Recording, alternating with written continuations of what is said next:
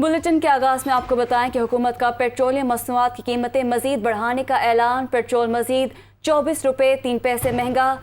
Diesel की कीमत 49 रुपये 16 पैसे बढ़ा दी गई है। डीजल की कीमत 59 रुपये 16 पैसे बढ़ाई गई है। मिट्टी के तेल की कीमत में 29 रुपये 49 पैसे का इजाफा हुआ है। तो यू पेट्रोल की नई कीमत अब 233 रुपये 89 पैसे फी लीटर हो गई है। आवाम पर महंगाई का बोझ पड़ा है और इससे जो दीगर अशय खुरनोशन की कीमतों में भी इजाफा होगा। महंगाई का एक नया तूफान आएगा। डीजल की नई कीमत 263 रुपये 31 पैसे फी लीटर हो गई है। मिट्टी के तेल की कीमत 211 रुपये 43 पैसे फी लीटर हो गई। पेट्रोलियम मसनूआत की कीमतों में इजाफे का इत्तलाक भी हो गया है। तो 20 रोज में इस हुकूमत ने पेट्रोलियम मसनूआत की कीमतों में इजाफा किया है और बड़ा इजाफा हुआ है। पेट्रोल की कीमत में तकरीबन 20 रोज के दौरान 84 रुपये का इजाफा हुआ है। 20 रोज में डीजल की कीमत में तकरीबन 120 रुपये का इजाफा हुआ है और इसी तरह जो कीमत है वो 30 रुपये का इजाफा किया गया था। 20 मई को हुकूमत ने 2 जून को भी पेट्रोल की कीमत में 30 रुपये का इजाफा किया था और आज एक बार फिर 24 रुपये 3 पैसे का बड़ा इजाफा हुआ है। जी हाँ, हुकूमत का पेट्रोलियम मसनूआत की कीमतें बढ़ाने का ऐलान कर दिया गया है। वज़ीर खजाना का पेट्रोल की कीमत 24 रुपये 3 पैसे फी लीटर बढ़ाने का ऐलान।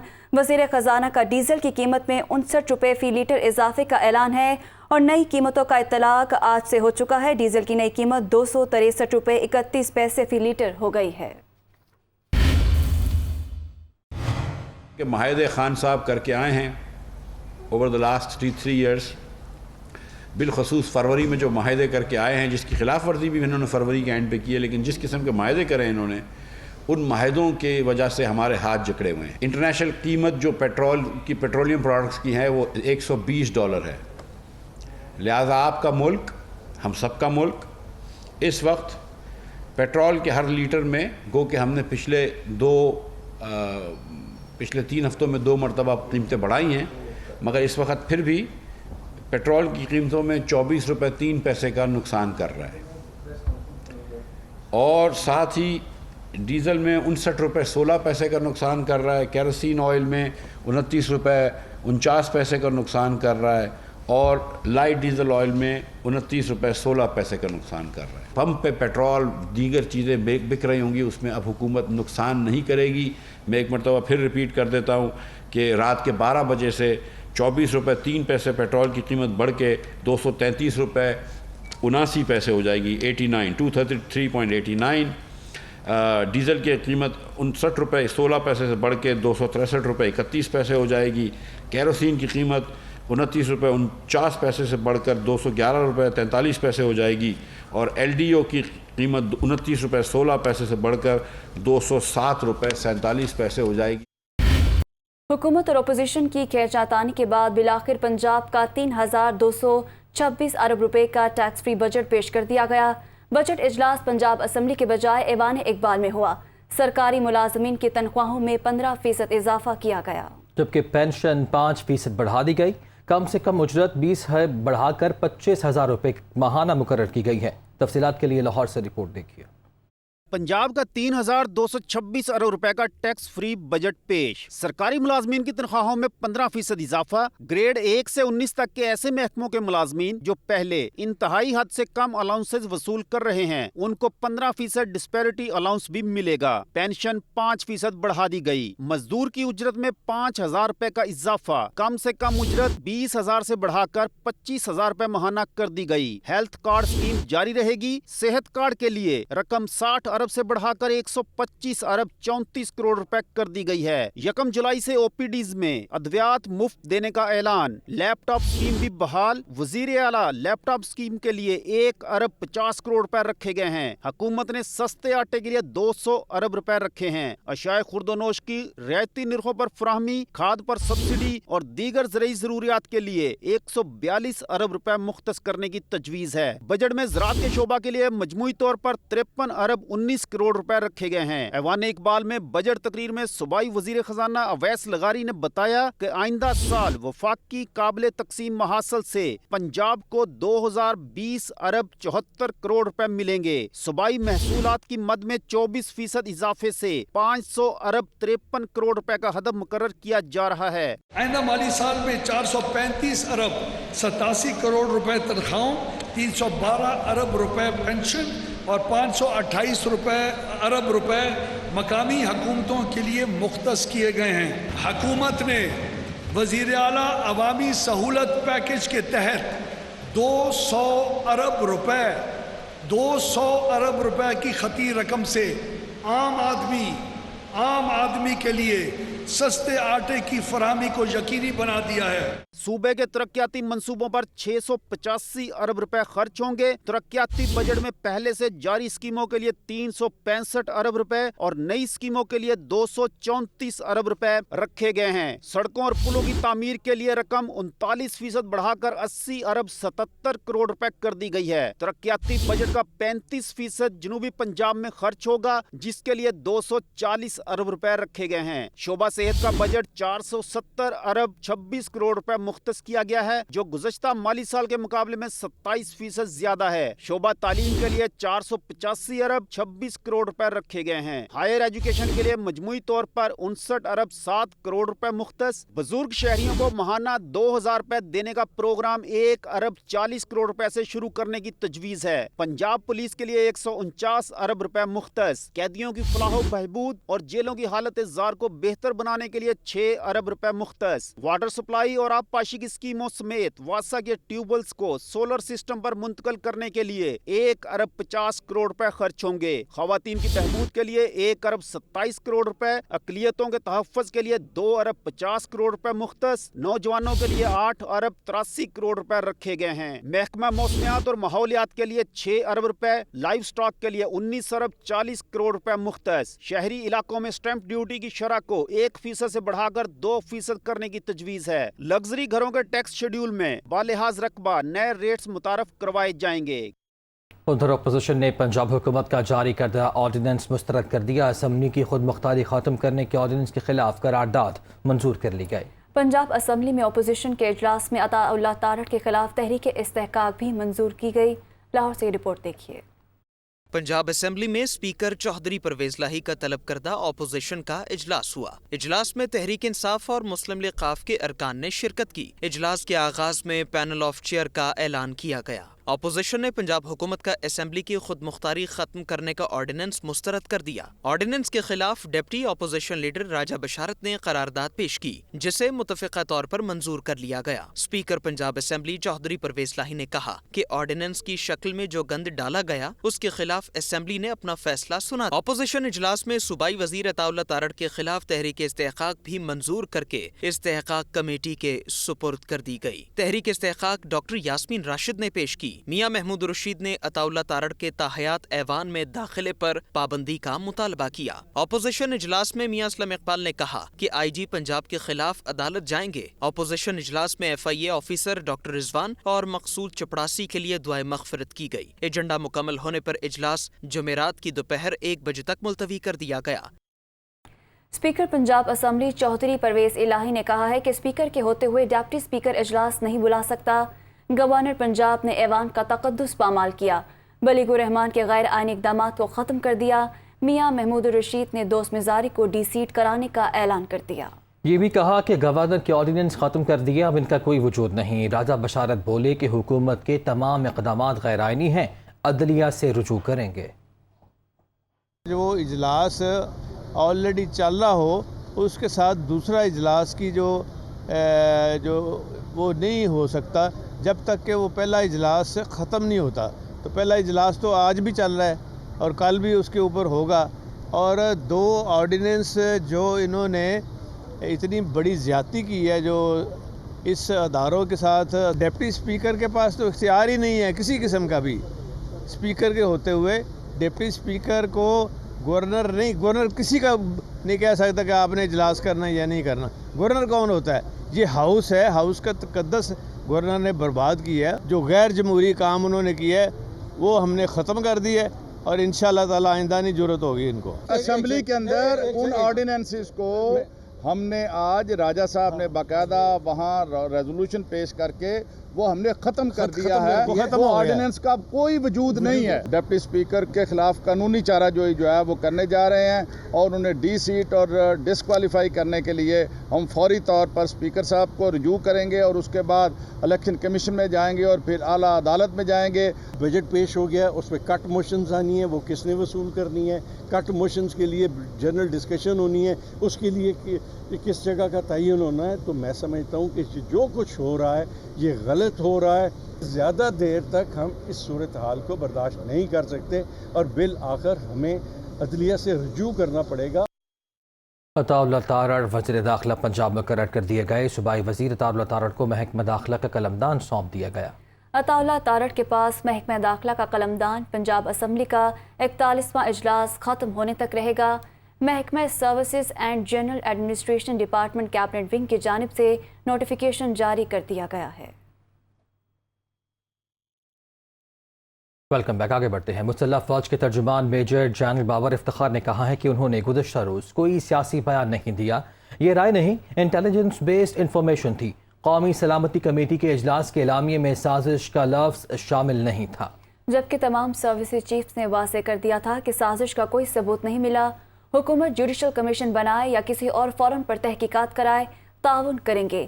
D G I S P R major general Babar Iftikhar نجی ٹی وی سے گفتگو کر رہے تھے. میں نے کسی قسم کا سیاسی بیان نہیں دیا. میں نے ایک clarification the on behalf of the services chiefs of Pakistan arm forces. بہت کلیئرٹی کے ساتھ اس میٹنگ میں سروسز چیفز کی طرف سے اور ڈی جی ایس آئی کی طرف سے بالکل واضح کر دیا گیا تھا کہ کوئی کسی قسم کا سازش کا کوئی ایویڈنس نہیں ملا. So this was a clarification in that account. There was nothing political about it. اتنا ہائیسٹ لیول پہ جب بلایا جاتا ہے, جب اتنے ہائیسٹ لیول کا, this the highest national security forum of the country, اور اس میں ایجنڈا پہلے سے اسٹیٹڈ ہوتا ہے کہ کس لیے یہ میٹنگ ہو رہی ہے, تو اس کے لیے تمام شرکاء جو ہیں, خاص طور پہ جو سروسز چیفز ہیں اور ڈی جی ایس آئی, وہ اپنی ان پٹ لے کے جاتے ہیں. اور وہ ان پٹ ہوتی ہے, وہ انٹیلیجنس بیسڈ انفارمیشن ہوتی ہے, وہ رائے نہیں ہوتی. کسی نے یہ بھی آج کہا کہ یہ وہ ان کی رائے ہے, یہ ہماری رائے ہے. میں سروسز چیفز کے بہاف پہ یہ چیز آپ کو بتا سکتا ہوں کہ یہ رائے نہیں تھی, یہ انٹیلیجنس بیسڈ انفارمیشن تھی, اور اس کا فیکٹس کو دیکھ کے اور اس کے مطابق یہ ان پٹ دی گئی وہاں پہ. And that is the reason کہ جو بھی پولیٹیکل لیڈرشپ وہاں پہ تھی, اس کے بعد انہوں نے کانسپریسی کا لفظ یا کوئی ایسی چیز اس کے اعلامیے میں بھی شامل نہیں کی. That is how this in put was given. تو یہ رائے نہیں کہی جا سکتی, یہ پراپر بریف کیا گیا تھا, ان پٹ لے کے گئے تھے, اور اس کی بیسس پہ یہ بات چیت. جو پچھلی گورنمنٹ تھی ان کے پاس بھی یہ آپشن موجود تھا, ان کے پاس بھی موجود ہے. Whatever commission, whatever forum is decided for this to take this to a logical conclusion, the institution will provide complete assistance, اور جو کچھ ان کو انسٹیٹیوشن سے چاہیے وہ کر کے دیں گے. تو دوسری جانب chairman P T I Imran Khan نے کہا ہے کہ کیا D G I S P R فیصلہ کریں گے کہ سازش تھی یا نہیں. ان کا اپنا نقطہ نظر ہو سکتا ہے, فیصلہ نہیں. کون فیصلہ کرے گا کہ مداخلت ہوئی یا نہیں. انہوں نے یہ بھی کہا کہ ایک ہی طریقہ ہے کہ سپریم کورٹ جوڈیشل کمیشن بنائے اور کھلی سماعت ہو. وہ سوشل میڈیا پر سوال و جواب سیشن میں اظہار خیال کر رہے تھے. اب میرا سوال یہ ہے, کیا یہ D G I S P R فیصلہ کریں گے کہ یہ سازش تھی یا نہیں؟ ان کا تو ایک پوائنٹ آف ویو ہو سکتا ہے, وہ فیصلہ تو نہیں کر سکتے. پریزیڈنٹ آف پاکستان نے چیف جسٹس کو خط لکھا ہے کہ آپ اس کو پروب کریں. آپ کہہ رہے ہیں مداخلت ہوئی, تو اب کون فیصلہ کرے گا کہ یہ سازش ہے, مداخلت ہے؟ ہمیں تو پتہ ہے سازش ہوئی ہے, لیکن ایک پراپر انویسٹیگیشن ہونی چاہیے تھی, جو ہوئی نہیں ابھی تک. تو کوئی نہیں کہہ سکتا, D G I S P R یہ نہیں کہہ سکتا کہ سازش ہے یا نہیں ہے. وہ یہ مداخلت تو سب نے مان لیا نا کہ مداخلت ہے. اب وہ مداخلت جو پرائم منسٹر مصدق تھے 1950 کی دہائی میں ایران میں, جب اس نے نیشنلائز کی ایران کی جو سارا جو تیل کی انڈسٹری تھی, تو جو باہر کی قوتیں تھی جس میں امریکہ اور برطانیہ, انہوں نے فیصلہ کیا اس کو گرانے کا. میڈیا میں اس کو پہلے برا بھلا کیا گیا پرائم منسٹر مصدق کو. پھر انہوں نے اپوزیشن سے مظاہرے کروائے, جس طرح یہ کام پہ ٹانگنے والی جو مارچز کروائیں, اور جس طرح یہ لانگ مارچ, انہوں نے اپوزیشن کو پیسہ دیا, انہوں نے کیا. یہ اب ریکارڈ کے اوپر آئی ہوئی چیزیں. اور پھر انہوں نے ان کو لوگ خریدے, جو پرائم منسٹر مصدق کی پارٹی کے لوگ تھے, ان کے اوپر پیسہ چلا. تو کیا یہ یہاں نہیں ہوا؟ ایک ہی طریقہ ہے کہ ہمارے چیف جسٹس صاحب اس کے اوپن جوڈیشل کمیشن میں ہیئرنگ کروائیں، کلوز ڈورز میں ہم کوئی نہیں مانیں گے، اس کے اندر پھر جو بھی فیصلہ ہوتا ہے پتہ چل جائے گا کہ صرف مداخلت تھی یا سازش بھی تھی۔ تحریک انصاف کے رہنما اسد عمر کا کہنا ہے کہ سیاسی معاملات سیاست دانوں کو حل کرنے دیں۔ D G I S P R اگر سیاسی معاملات کی تشریح نہ کریں تو یہ ملک اور فوج کے لیے اچھا ہوگا۔ D G I S P R کا یہ کہنا درست ہے کہ قومی سلامتی کمیٹی میں بعض عسکری افسران کا یہ کہنا تھا کہ یہ سازش نہیں ہے۔ انہوں نے کہا عمران خان ایک بار پھر چیف جسٹس آف پاکستان کو کمیشن بنانے کے لیے خط لکھیں گے۔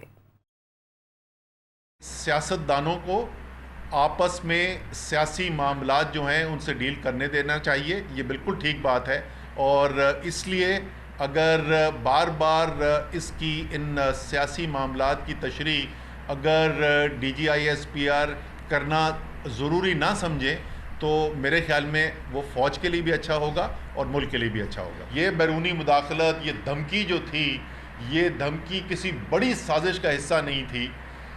اس کا جواب اس قومی سلامتی کمیٹی کی میٹنگ کے اندر نہیں ہے، بالکل یہ درست بات ہے، اور یہاں تک بھی درست کہتے ہیں D G I S P R جب وہ یہ کہتے ہیں کہ وہاں پر کچھ عسکری قیادت میں سے نمائندوں نے یہ واقعی میں یہ کہا تھا کہ ان کے خیال میں ان کو شواہد نہیں نظر آ رہے کسی بھی سازش کے۔ جوڈیشل کمیشن بنے جس کی اوپن ہیئرنگ ہو، سارا پاکستان دیکھے کہ اس میں کون آ کر کیا بات کر رہا ہے، وہاں پر کیا شواہد سامنے رکھے جا رہے ہیں۔ تحریک انصاف کے چیئرمین کی حیثیت سے چیف جسٹس کو دوبارہ خط لکھیں گے، اس میں اس کا ذکر بھی کریں گے جو صدر نے ان کو خط لکھا ہے، اور ایک دفعہ پھر ان سے یہ ریکویسٹ کی جائے گی کہ آپ ان معاملات کو دیکھیں۔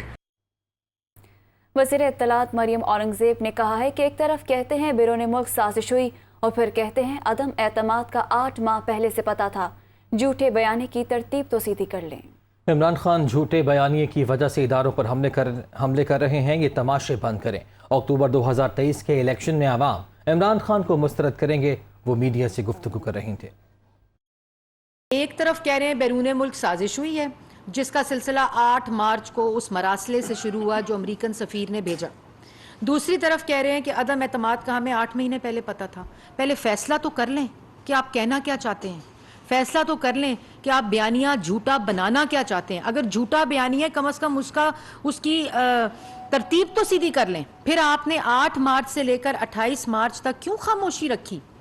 کیوں آپ نے وہ مراسلہ اپنی جیب سے اپنے جلسے میں نکالا؟ کیونکہ آپ کو تو 6 مہینے پہلے پتا تھا کہ آپ کے خلاف سازش ہو رہی ہے۔ اگر بیرونی ملک سازش کا بیانیہ آپ کا اصل بیانیہ تھا تو آپ نے اس نیشنل سیکیورٹی کمیٹی کی میٹنگ کی پریس ریلیز کو انڈورس کیوں کیا؟ وہ رائے نہیں تھی، وہ آفیشل سٹانس تھا ریاست پاکستان کا، جس وقت وزیر اعظم عمران خان صاحب تھے۔ جب آپ کا سکینڈل باہر آتا ہے آپ ادارے پہ حملہ کر دیتے ہیں۔ وہ تمام ادارے جو آئین کے مطابق اس وقت نیوٹرل پوزیشن اٹین کر چکے ہیں، آپ روز بیٹھ کر ان کو کیا سبق دے رہے ہیں؟ عوام بھی جانتی ہے، اس تماشے کو بند کریں اور اکتوبر 2023 میں اپنا مزید مسترد ہونے کا انتظار کریں۔ ایف آئی اے نے شوگر سکینڈل اور منی لانڈرنگ کے الزام میں سابق وفاقی وزیر مونس الہی، سیکریٹری پنجاب اسمبلی محمد خان بھٹی سمیت 7 افراد کے خلاف مقدمہ درج کر لیا۔ مونس الہی ایف آئی اے دفتر پیش ہوئے، کہتے ہیں کوئی نوٹس آیا نہ ہی بتایا گیا، ایف آئی آر درج کروا دی گئی۔ لاہور سے یہ رپورٹ دیکھیے۔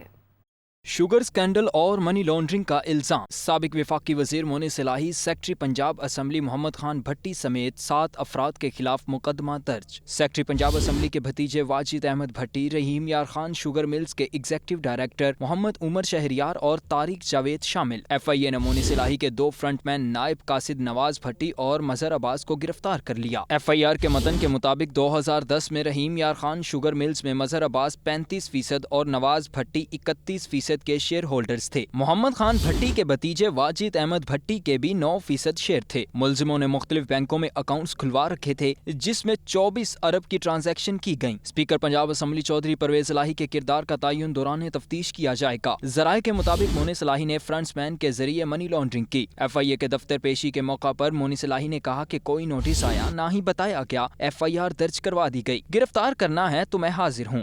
میرے پہ ایک ایف آئی آر درج کرائی گئی ہے کل رات کو، तो मुझे जैसे ही पता चला, मैं इस्लामाबाद से थोड़ा सा हट के एक जगह पे था, तो मैं साथ ही फिर वहाँ से रवाना हुआ हूँ। इन्होंने मुझे गिरफ़्तार करना है, गिरफ़्तार कर लें, इनका जो दिल करता है ये कर लें।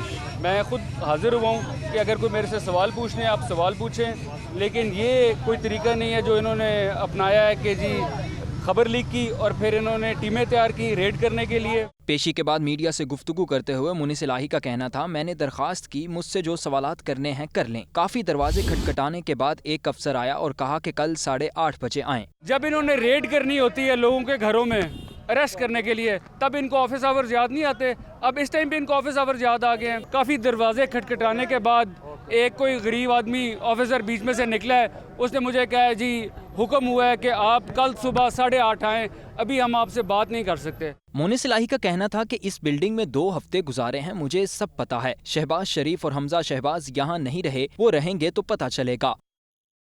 तो दूसरी जानिब वज़ीर दाखिला राना सनाउल्लाह का कहना है कि मुनीस इलाही की मनी लॉन्ड्रिंग केस में गिरफ्तारी का फैसला इमरान खान हुकूमत ने किया था। अपने एक बयान में राना सनाउल्लाह ने कहा कि मुनीस इलाही नाराज़ ना हों, इमरान खान के दौर में तहकीकात की गई।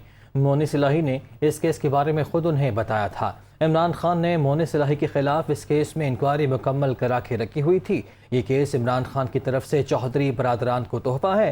इमरान खान को चौधरी परवेज़ इलाही से बड़ी मोहब्बत थी, इसलिए उन्होंने इस केस को मुकम्मल कराया।